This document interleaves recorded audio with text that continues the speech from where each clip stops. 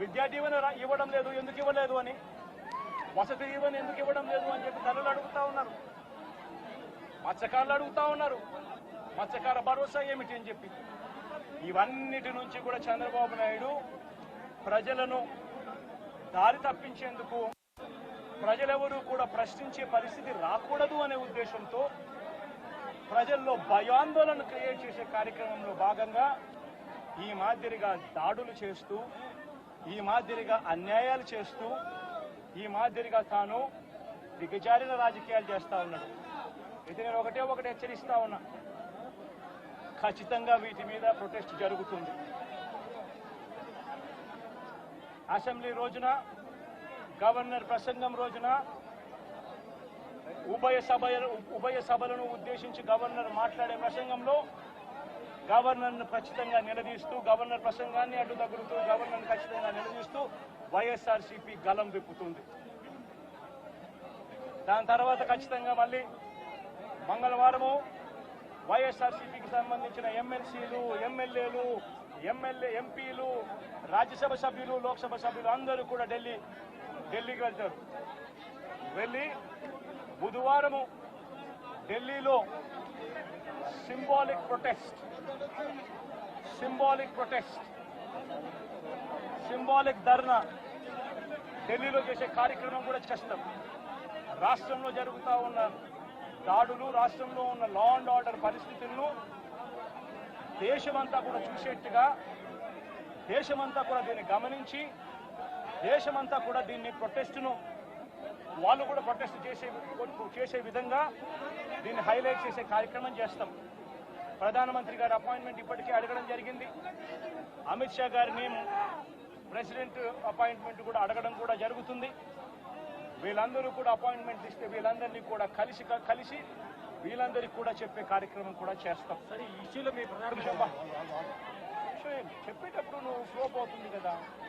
నువ్వు ఎంత ఆంధ్రజ్యోతి విలేకరు అయితే మాత్రం మధ్యలో వచ్చి చెప్పడం ధర్మం కాదు కదా. ఏం చెప్తా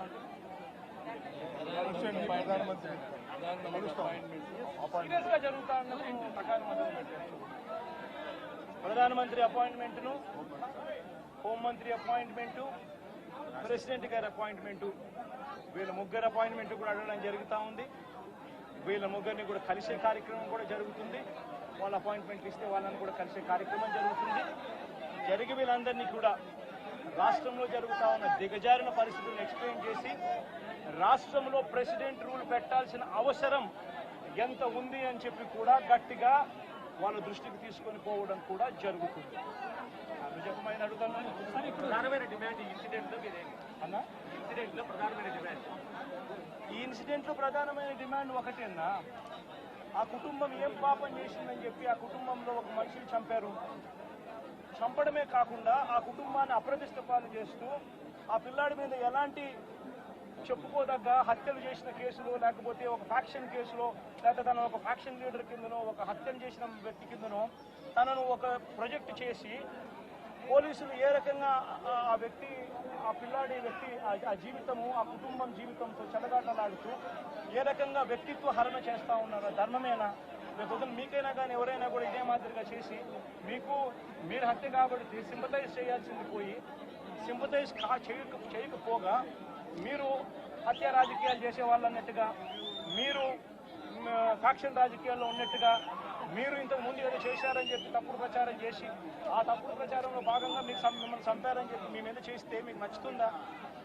కనీసం పోలీసులు అనే వాళ్ళు ప్రేక్షక పాత్ర వీడి చంద్రబాబు నాయుడు అనే వ్యక్తి క్షమాపణ చెప్పాలి. మోస్ట్ ఇంపార్టెంట్ థింగ్, రాష్ట్రంలో జరుగుతూ ఉన్న దాడులను తాను ఖండించి క్షమాపణ చెప్పి ఇక మీదట ఇలాంటి పరిస్థితులు ఉండవు అని చెప్పి ప్రజలకు భరోసా ఇవ్వాలి.